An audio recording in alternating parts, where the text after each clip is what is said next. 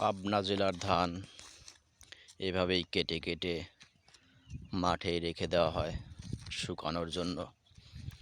একটা সময় আমরা দেখতাম মাঠ থেকে ধান চুরি হয়ে যেত। সেই ভয়ে লোকজন ধান কেটে সঙ্গে সঙ্গে বাড়িতে মহিষের গাড়িতে করে বাড়িতে নিয়ে যেত এবং মাড়াই করে ফেলতো। কিন্তু এখন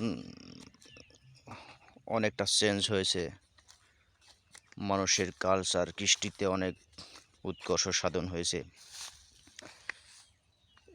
মাঠের পর মাঠ ধান মানুষ ফেলে রাখে শুকানোর জন্য, যেহেতু বাড়িতে রোদ গাছপালার কারণে শুকানো একটু সমস্যা হয়। এ কারণেই মানুষ এখন ধান মাঠেই কেটে রাখে। আর আসল কথা, চোরের উপদ্রব এখন কমে গেছে, মানুষের সম্মানবোধ বেড়ে গেছে, যার কারণে মানুষ এখন আর চুরি চামারি করে না।